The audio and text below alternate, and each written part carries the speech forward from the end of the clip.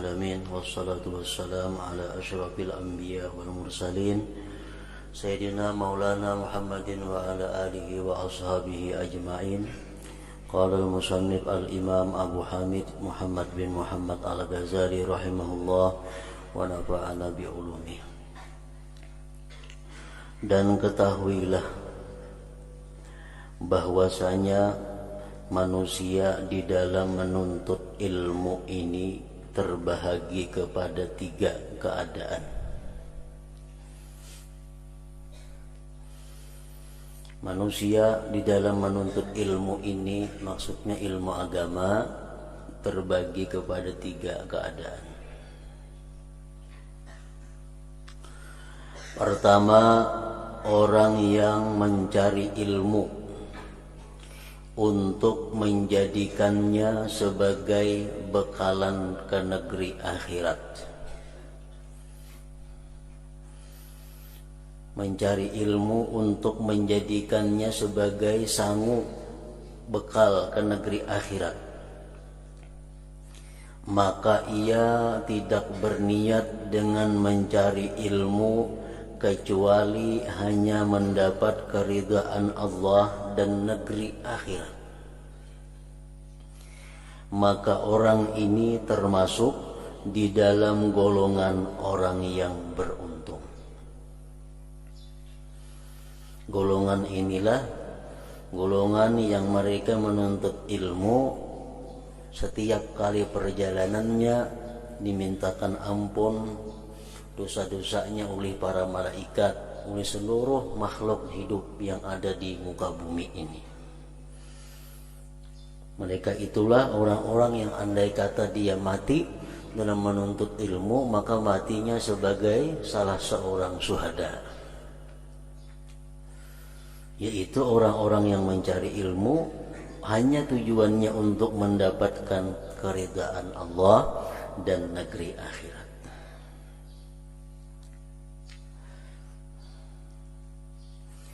Yang kedua, orang yang mencari ilmu untuk mendapatkan keuntungan yang segera dunia dan mendapatkan kemuliaan,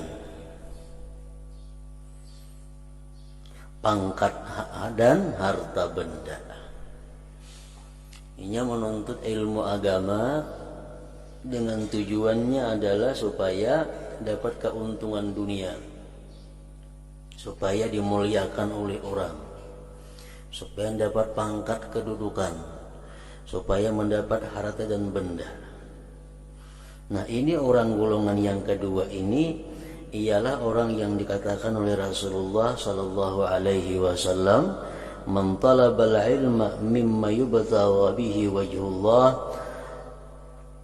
liyusiba bihi 'aradan minad dunya lam yajid arfal jannah." Itu ia orangnya, bahwa siapa yang menuntut ilmu yang semestinya dituntut dengan ilmu itu karena Allah, ilmu yang mesti dituntut karena Allah, sedangkan dia karena dunia, ini orang tidak akan mencium, tidak akan mendapat bau-bauan surga. Ilmu yang mestinya dituntut karena Allah dirubahnya karena dunia. Lain halnya orang menuntut ilmu yang memang karena dunia. Misalnya orang menuntut ilmu kesehatan supaya bisa mengobati orang, nah itu kan jadi masalah, karena ini ilmu yang bukan dituntut mayubtagha bihi wajhullah. Orang menuntut ilmu pertanian supaya nyaman kena aku betani bisa. Orang menuntut ilmu pertukangan supaya bisa bertukang, nyaman kayaknya banyak diupahi orang, aku gawianku bagus. Aku menuntut ilmu perbingkilan, perbaikan mesin, seluas-luasnya menuntut ilmu supaya orang banyak datang mengantar barang lawan aku. Nah itu kan jadi masalah, karena itu ilmu bukan yang mimma yubtagha bihi wajhullah. Siapa menuntut ilmu dari sesuatu yang dituntut dengannya karena Allah, untuk mendapatkan dengannya bagian daripada dunia, maka orang tersebut tidak akan mencium, tidak akan mendapati bauan surga. Ilmu fikih itu ilmu yang mesti karena Allah. Nah, dia menuntut ilmu fikih habis-habisan. Dia perdalam ilmu fikih sedalam-dalamnya, supaya dengan dalam ilmu fikih kena aku nyaman. Jadi pengulu kawa, jadi naib kawa, orang bertakun hukum macam-macam kawa, untuk kepentingan dunia. Nah, ini yang dimaksud dengan golongan yang kedua ini. Orang yang mencari ilmu untuk mendapatkan keuntungan yang segera dunia dan mendapatkan kemuliaan, pangkat dan harta benda. Orang mengaji ilmu faraid, membagi waris. Dia perdalam ilmu perwarisan itu menurut hukum Islam. Tujuannya apa? Untuk membuka praktik konsultasi hukum faraid.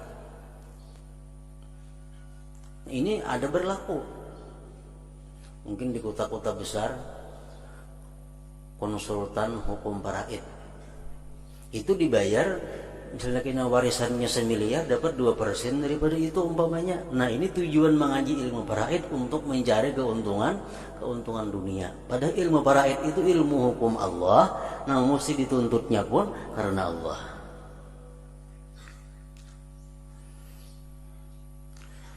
Sedangkan ia sendiri menyadari hal ini dan merasakan di dalam hatinya akan kejahatan keadaan yang sedang dialaminya dan kehinaan maksudnya. Ini menuntut ilmu karena dunia. Ini sadar, aku ini salah, aku ini luput, menuntut ilmu ini karena dunia. Tapi kadang-kala menghentikan itu. Terus saja tujuannya macam itu, tapi niatnya dalam hatinya tahu bahwa ini luput, ini salah. Nah, maka orang ini adalah berada di dalam golongan yang berbahaya. Jikalau ia mati sebelum sempat bertobat, maka dibimbangi ia akan mati dalam keadaan su'ul khatimah. Kemudian urusannya terserahlah kepada kehendak Allah, kalau mau dimaafkan atau disiksa. Tetapi kalau ia mendapat taufik sebelum matinya, lalu ia bertobat dan sempat mengamalkan ilmu yang telah dituntutnya, dan sempat pula membuat pembetulan terhadap apa yang tercedera dan tercuai, yang tertinggalkan, maka bolehlah ia dikumpulkannya bersama golongan yang beruntung. Karena orang yang bertobat daripada dosanya sama seperti orang yang tidak berdosa. Orang menuntut ilmu agama, tapi tujuan bukan untuk meninggikan agama. Ya, ini tuntut ilmu agama, tujuan bukan untuk meninggikan agama, tapi untuk kepentingan pribadi. Ini orang salah, inya pun merasa bahwa dia salah. Nah, kalau orang ini terus-menerus demikian, mati belum tobat, dikhawatirkan matinya kada baik. Nah, kalau ini dapat taufik dari Allah, dapat hidayah, kalau dia tobat sebenar-benar tobat, dia akan kembali termasuk kepada golongan orang-orang yang beruntung tadi. Karena orang yang tobat daripada dosa sama halnya dengan orang yang tidak berdosa, sama.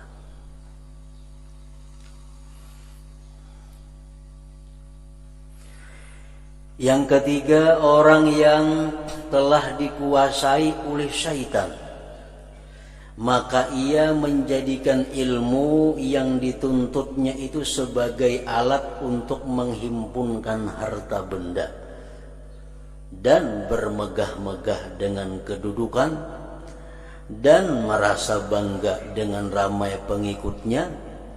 Ia menggunakan ilmu yang dituntutnya itu untuk mencapai segala hajatnya dan untuk mengaut keuntungan dunia. Ini golongan yang ketiga. Orang yang menggunakan ilmunya untuk menghimpunkan harta benda. Orang yang tujuan dengan dakwahnya untuk mengumpulkan harta benda. Atau orang yang tujuannya menuntut ilmu untuk menghimpunkan harta benda. Dia menuntut ilmu itu dengan harapan bila mana punya ilmu, seluruh hajatku akan dikabulkan orang. Dan aku akan banyak dapat mengaup keuntungan-keuntungan dunia. Nah, ini golongan yang ketiga.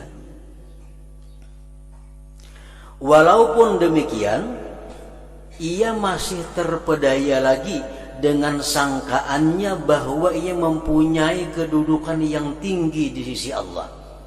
Ini lebih buruk daripada yang kedua tadi. Golongan yang kedua ini menuntut ilmu bukan karena Allah, tapi ini sadar, aku ini luput, aku ini salah. Cuma terus saja mengaji karena Allah, tahu pada salah. Nah, yang ketiga ini niatnya sudah luput, pekerjaannya luput, hatinya merasa bujur. Nah, hatinya merasa bujur. Masih terpedaya lagi dengan sangkaannya bahwa ia mempunyai kedudukan yang tinggi di sisi Allah karena ia masih lagi pada zahirnya menyerupai para ulama. Ia bercakap seperti percakapan ulama dan berpakaian seperti pakaian ulama. Padahal zahir dan batinnya penuh dengan tamak dan haluba dalam menghimpunkan kekayaan dunia. Golongan yang ketiga.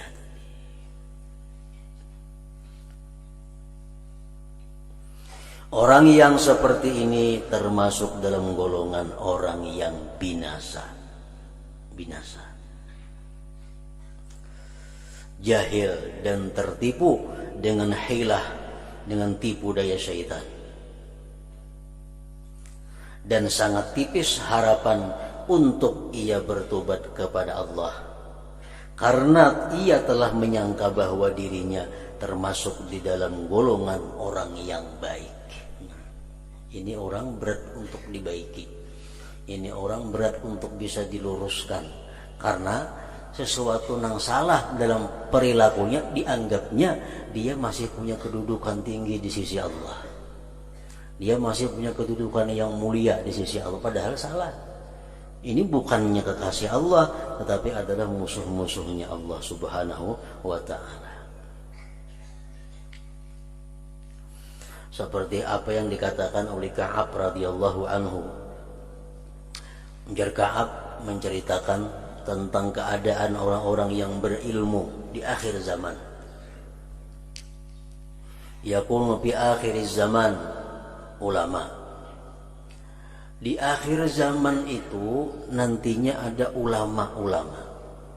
Mereka alim. Yuzahidunan nasa fid dunya wa la yazhadun. Mereka ulama-ulama di akhir zaman itu menyuruh manusia untuk zuhud.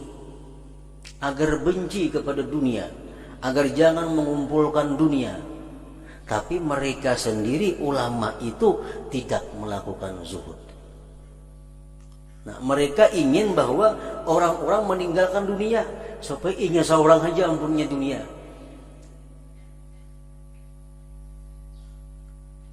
Yuzahidunan nas wa la yazhadun. Mereka menyuruh orang zuhud, tapi mereka tidak zuhud. Yukhawwifunan nas wa la yakhafun. Mereka itu selalu menakutkan kepada manusia kepada Allah. Takutlah kepada Allah. Allah punya siksa yang pedih. Allah punya ini, punya itu. Tapi wala yakhafun, mereka sendiri kada takut kepada Allah. Mereka menakutkan bagaimana hukumnya orang yang riba nanti siksanya macam ini. Orang yang berbuat ini macam ini. Tapi mereka sendiri melakukan yang mereka takutkan itu.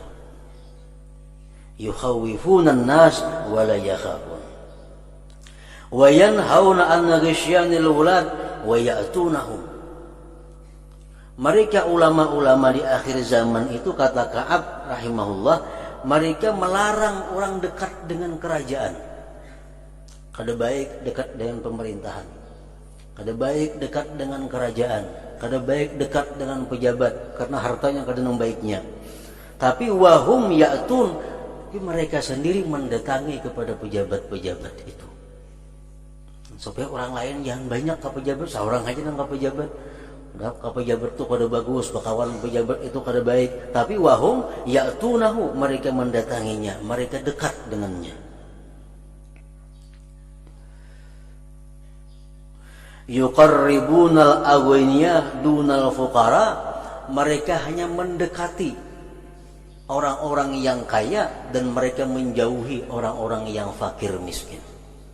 Orang-orang yang miskin kada kawa dekat dengan inya, orang-orang yang lemah kada kawa dekat. Nang kawa dekat lawan inya, nang kawa mengaji lawan inya, hanya orang-orang yang kaya.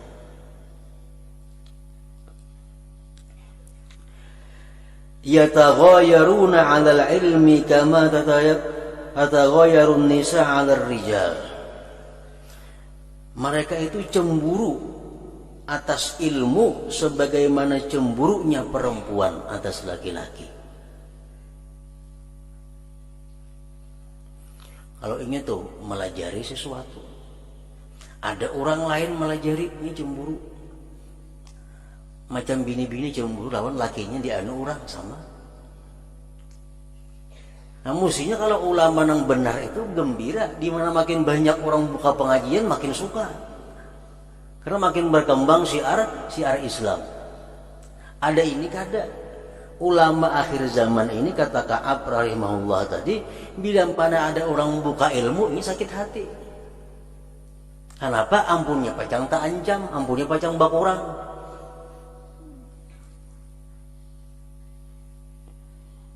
Yagdabu ahaduhum ala jalisihi idza jalasa ghairah, dia akan marah kalau ada muridnya itu mengaji ke orang lain.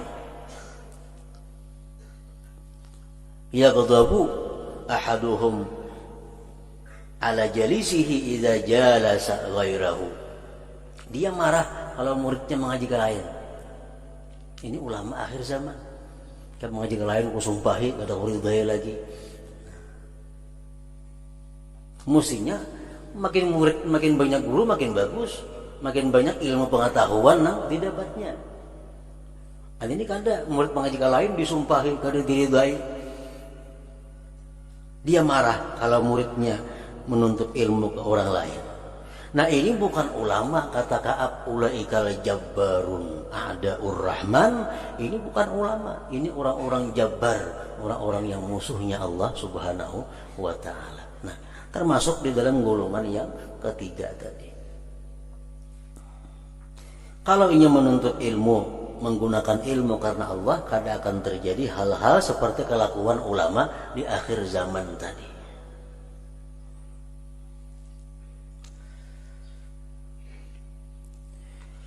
Jahil dan tertipu dengan hilah syaitan, dan sangat tipis harapan untuk bertobat kepada Allah karena ia telah menyangka bahwa dirinya termasuk di dalam golongan orang yang baik.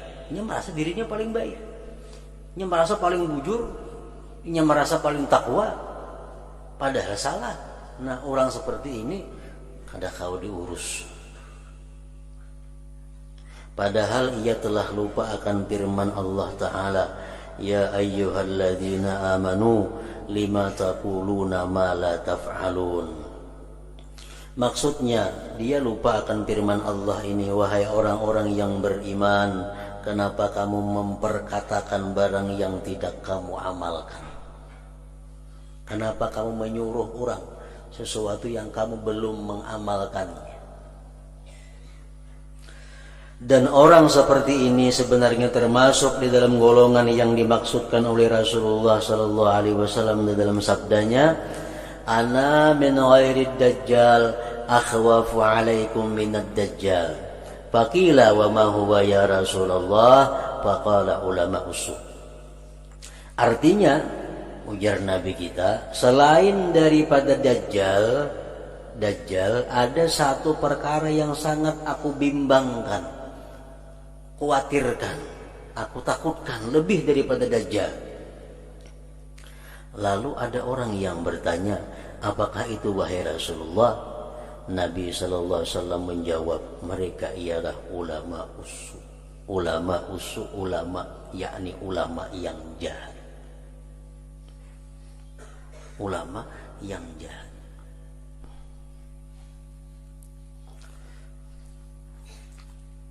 Kayak apa contohnya ulama-ulama yang jahat itu?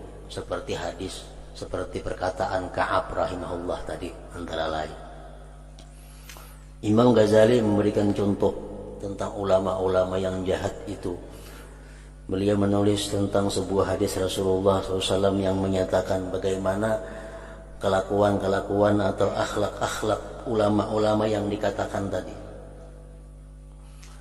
Beliau mengatakan, wa minal ulama may yakhzunu ilmah fala yuhibbu an yujada inda ghairih. Ini contoh-contoh kelakuan-kelakuan ulama-ulama yang ditakutkan Nabi, lebih ditakutkan daripada Dajjal dalam hal membahayakan umat. Wa minal ulama man yakhzunu ilmahu fala yuhibbu an yujada inda ghairih. Ada di antara ulama, salah satu kelakuan ulama yang jahat itu adalah ulama yang menyimpan ilmunya. Dia tidak suka ilmunya itu didapat di orang lain. Jadi ini hendak sorangan aja bisi ilmu itu pada akun bagi ke orang lain. Orang lain gak boleh mengetahui ilmu itu. Disimpan untuk dirinya aja. Misalnya ada 10 ilmu, ini bisa ilmu nahu, ini bisa ilmu saraf, ini bisa ilmu fikih, ilmu tauhid, ilmu tasawuf, ini bisa semuaan diajarkan kecuali sebuting. Ini kada boleh aku bagi saya kurang tahu. Nah, itu termasuk akhlak kelakuan ulama su. Kata Rasulullah, "Fadzalika bidarkil awal minan nar." Itu ulama yang seperti itu nang mau menyembunyikan semacam ilmu tadi, itu dia akan berada di tingkatan pertama daripada api neraka. Di tingkatan pertama daripada api neraka. Nah, contoh yang kedua, wa minal ulama man yakunu fi ilmihi bi manzilati sultan in rudda alaihi syai'un min ilmihi aw tuhuwina bi syai'in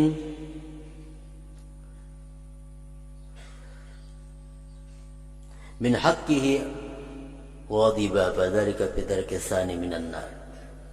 Ada juga ulama yang jahat ini, dia menempatkan ilmu yang ada pada dirinya itu seperti menempatkan kerajaan. Jika ilmunya ditolak orang atau dia tidak dihormati orang, dia akan marah. Nah, jadi ini maulah ilmu yang ada pada dirinya itu untuk memperbudak orang. Sehingga kalau ada saran-saran yang ampunnya kada diterima orang, ini sarik. Ada pendapat ini yang kada dipakai orang, ini marah. Nah, ulama-ulama yang seperti ini nang maulah ilmunya macam jadi kerajaan, kan macam raja boleh menyuruh kada diasi hukumnya kita sehari kerajaan itu. Nah, ini ulama ini orang nang bila sarannya kada dipakai, pendapatnya kada dipakai, dia akan marah. Nah, maka ulama seperti itu menempati tingkatan yang kedua daripada api neraka. Tingkatan yang kedua daripada api neraka. Ulama yang menjadikan ilmu sebagai alat, sebagai umpama kerajaan. Yang ketiga, wa minal ulama man yaj'alu ilmahu wa gharaib hadithihi li ahli syarab wal yasar wa la yara ahlal hajah lahu ahla.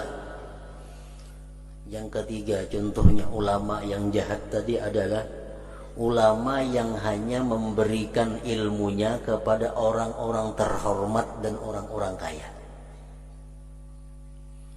Kalau kada sugih, kada kau dapat ilmuku larang harganya. Orang miskin kada kau mengaji lawaninya. Fadzalika bitarkis salis minan nar. Ini ulama yang jahat. Dia berada di tingkatan yang ketiga daripada api neraka. Wa minal ulama man yansibu nafsahu lil futya fayubti bil khata. Fadzalik bitarkir rabi minan nar. Yang keempat, ulama yang jahat ini contohnya adalah ulama yang suka memberikan fatwa. Fatwa itu lain dakwah. Dakwah itu mengajak orang ke jalan Allah. Dakwah itu mengajak orang sembahyang berjamaah, mengajak orang meninggalkan maksiat. Itu artinya fatwa apa? Dakwah ilallah. Kalau fatwa ini adalah orang yang menerangkan tentang hukum-hukum Islam. Ini kalau tujuan berfatwa. Padahal luput fatwanya itu. Nah artinya kadang menguasai ilmu sudah wani-wani berfatwa. Nah ini ulama yang jahat juga. Kalau ulama yang baik paling hati-hati memberikan fatwa hukum itu kepada orang. Nah ulama yang jahat katujuban berfatwa sedikit haram, itu haram, ini haram. Amun bujur haram itu. Nah itu di kedudukan di nomor 4 daripada api neraka. Kemudian lagi contohnya ulama yang jahat yang ditakutkan Rasulullah tadi, wa minal ulama man yatakallamu bi kalamil yahud wan nasara liyaghzula bihi ilmuhu fadzalika bitarkil khamis minan nar. Ada ulama-ulama yang bila berbicara tentang ilmu dia seringkali menggunakan perkataan-perkataan Yahudi dan Nasrani supaya dianggap orang dia punya ilmu yang luas, punya ilmu yang dalam. Bila bicara ini keluar bahasa Inggrisnya, keluar bahasa Perancisnya, supaya dianggap orang ini ahli dalam berbagai hukum, berbagai ilmu. Nah, tujuannya macam itu. Nah ini ulama yang jahat juga ngarannya di neraka, andaknya di lantai yang kelima. Wa minal ulama man yattakhidhu ilmahu muru'atan wa nubla wa dzikra fin nas. Ulama yang jahat lagi contohnya adalah ulama yang menjadikan ilmu itu untuk mendapatkan sanjungan pujian di mata manusia. Ilmu dijadikannya alat untuk kemuliaan, untuk sanjungan pujian. Nah, fadzalik bitarkis sadis minan nar, ini di urutan yang ke-6, di lantai yang ke-6 daripada api neraka.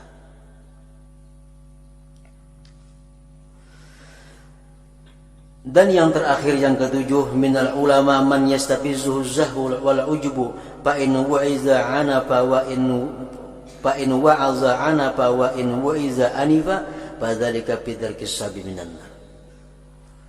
Contoh ulama yang jahat lagi adalah ulama yang punya sikap ujub,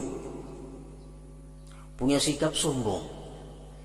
Artinya macam apa? Si ulama ini bila diberi syarat, bila dia ceramah, bila dia dakwahnya keras.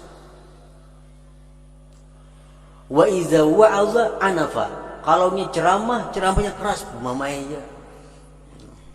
Kata bumamai yang adanya lain dakwah. Dan bila mana dia diberi nasihat, dia akan marah. Nah, ada juga ulama yang itu kelakuannya. Ujar Nabi kita, bila mana dia berceramah, bumamai yang bisa saring. Bila mana dia dinasihati orang, diberi saran oleh orang, inya nang sarik. Nah itu ulama adalah golongan dimasukkan ke dalam tingkatan yang ke-7 daripada api neraka. Nah jadi itulah contoh-contoh praktik-praktik yang kalau kita hendak jadi ulama mesti jauhi contoh-contoh seperti itu, kelakuan-kelakuan seperti itu, karena jelas kelakuan seperti itu bukan kelakuan ulama yang mana mereka itu adalah kekasih Allah Subhanahu wa ta'ala. Dajjal itu tujuannya sudah jelas untuk menyesatkan manusia. Dajjal jelas tujuannya menyesatkan manusia. Tanda-tandanya pun ada.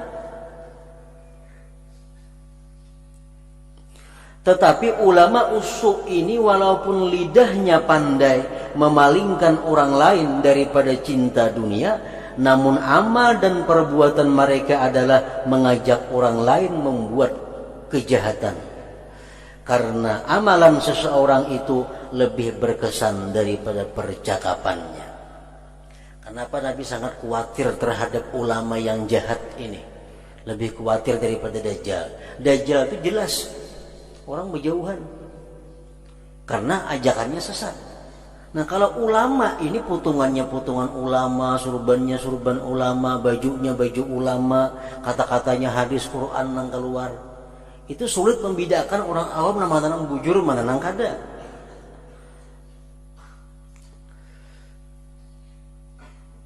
Dan orang ramai lebih mudah tertarik dengan perbuatan ulama usuk daripada perkataan mereka. Maka apa yang dapat dirusakkan oleh ulama usuk ini dengan perbuatan mereka adalah lebih banyak daripada apa yang dapat dibaikkan oleh lidah mereka. Orang-orang yang jahil sebenarnya belum berani menghimpun dunia banyak-banyak. Orang-orang jahil sebenarnya kada berani mereka itu menumpuk-numpuk harta kekayaan. Kecuali setelah mereka melihat keberanian ulama usuk ini. Berhubung ulama-ulama ini berani menumpuk-numpuk harta, ulama ini berani mengumpul-ngumpul harta di situ kamari, akhirnya orang awam menjadi umpat wani mengumpul-ngumpul harta. Maka jadilah ilmu yang ada pada mereka sebab keberanian orang ramai membuat berbagai-bagai maksiat. Maka inilah yang sangat dibimbangkan oleh Nabi sallallahu alaihi wasallam, yang sangat ditakutkan oleh Nabi sallallahu alaihi wasallam itu.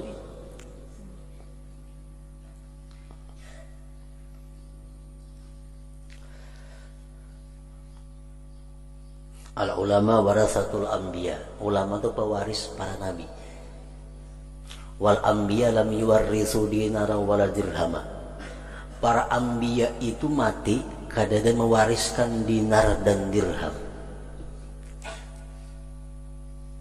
Nah, jadi ulama itu adalah yang benar itu ulama pewaris nabi. Nabi-nabi sebelumnya, baik Nabi kita Nabi Adam sampai seluruh nabi, mereka mati kada ada meninggalkan warisan dinar dirham, harta bertumpuk-tumpuk tuh kada ada. Nah, ulama pewaris Nabi pun macam itu juga. Ulama yang mewaris Nabi ini kalau nya mati kada akan bertinggal warisan di mana-mana. Si ulama mati bertinggal toko 20 buah, bertinggal motor 5 buah, bertinggal kebun sekian hektar, itu lain pewaris Nabi ulamanya. Nabi mati kada bertinggal harta warisan. Nah, ulama pun dan pewaris Nabi kalau mati kada bertinggal warisan seperti itu juga. Al ulama warasatul anbiya wal anbiya lam yuwarrisu dirhaman wala dinar.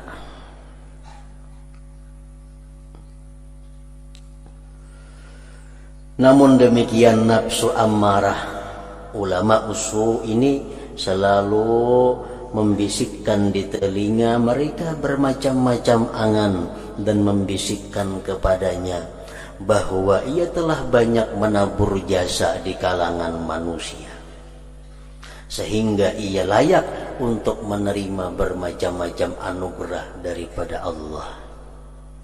Nah, syaitan selalu membisik ke dalam telinga ulama yang jahat itu. Bisikan syaitan apa? Engkau hai ulama orang yang banyak berjasa dengan hamba Allah. Engkau yang banyak mengajarkan ilmu kepada manusia. Engkau patut menerima penghargaan-penghargaan daripada Allah. Engkau patut menerima anugerah-anugerah daripada Allah. Nah, itu bisikan syaitan kepada ulama-ulama yang jahat tadi. Nafsunya juga menghayalkan kepadanya bahwa ia adalah lebih baik daripada hamba-hamba Allah yang lain. Syaitan selalu membisikkan ke telinga ulama. Selalu ada bisikan syaitan kepada ulama, engkau makhluk Allah paling top. Engkau makhluk Allah paling suci. Engkau makhluk Allah paling bersih. Kada putus-putusnya syaitan membisiki ulama di telinga. Supaya apa? Supaya ulama ini merasa bahwa dirinya lah orang yang paling mulia di antara yang lain-lainnya. Nah, bila sudah menghakuni bisikan syaitan seperti itu, maka jadilah ulama yang jahat. Jadilah ulama yang sesat.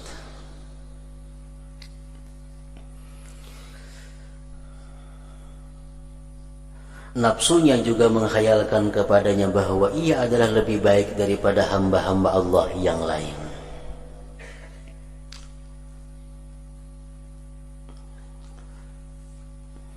Nah, makanya kita wajib fardu ain mengingat selalu, sesudah mengetahuinya kita ingat selalu cara-cara yang kita terangkan pada minggu telah lalu, cara-cara untuk mengatasi atau menangkal bisikan-bisikan syaitan atau bisikan-bisikan nafsu amarah yang minggu dahulu itu. Kita wajib mempelajari itu dan wajib selalu ingat. Kalau syaitan membisiki telinga kita, ikam orang paling mulia di sisi Allah. Jadi syaitan, ikam orang yang paling takwa di sisi Allah. Ikam orang yang paling suci di sisi Allah. Bila di hati kita nyaman mendengar itu, bila hati kita ketujuh mendengar bisikan itu, berarti kita termakan godaan syaitan. Nah, menangkalnya macam apa semalam tuh? Gunakan ilmunya. Nang tahu baik kadanya aku ini bukan ikam syaitannya, bukan diriku nang tahu baik kadanya aku ini. Wallah a'lam bimanittaqa, hanya Allah nang tahu siapa nang takwa. Aku ini hanya berusaha untuk jadi orang yang takwa. Aku berusaha untuk jadi orang yang bersih. Bersih balumnya itu Allah nang tahu. Aku kada tahu. Nah, itu menangkal agar jangan sampai kita mengiyakan apa yang dikatakan syaitan.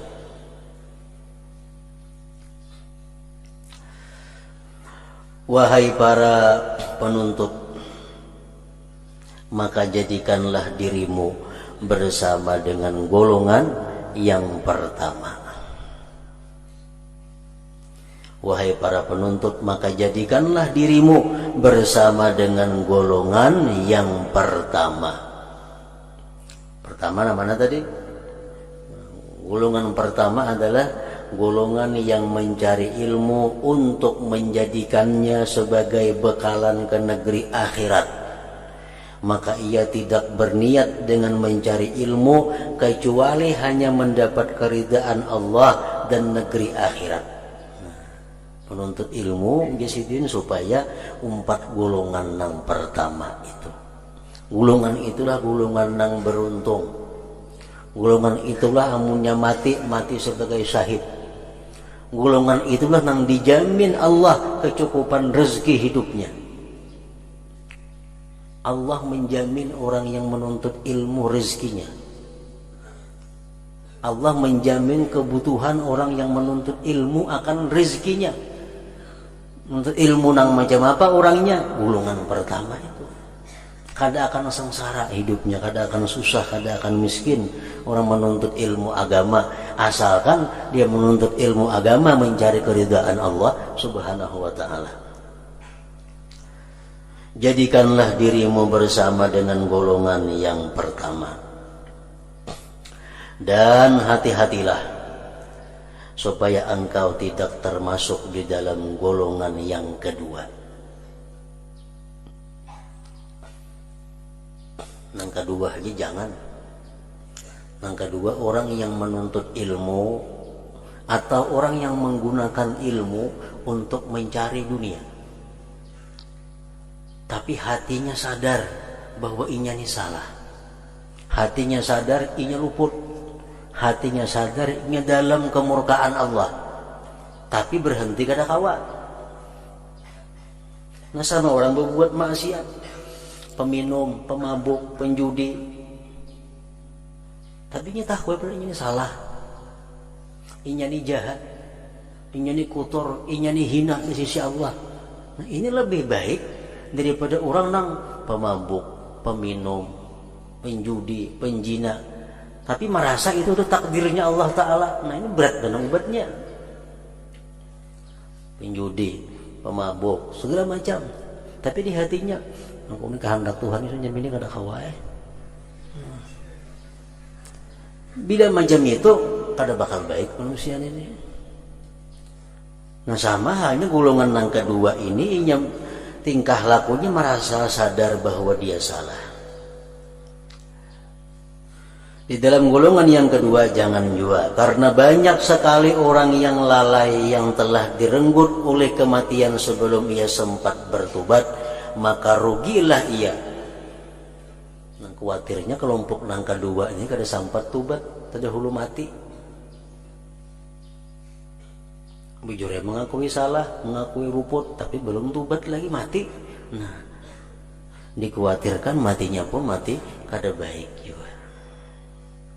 Dan maka rugilah ya, dan jangan sama sekali engkau termasuk ke dalam golongan yang ketiga tadi.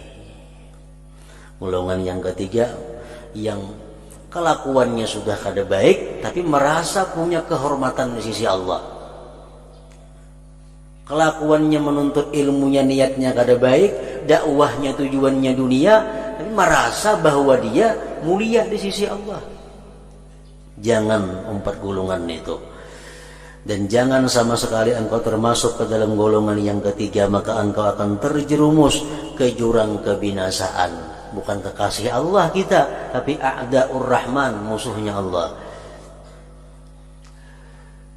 yang tidak diharapkan dapat diselamatkan atau diperbaiki lagi. Orang golongan yang ketiga ini sulit diobati. Kenapa? Ini merasa dirinya sihat, merasa dirinya baik. Nah kemudian maka apabila engkau bertanya, apakah itu bidayatul hidayah, permulaan jalan menuju hidayah, di situ.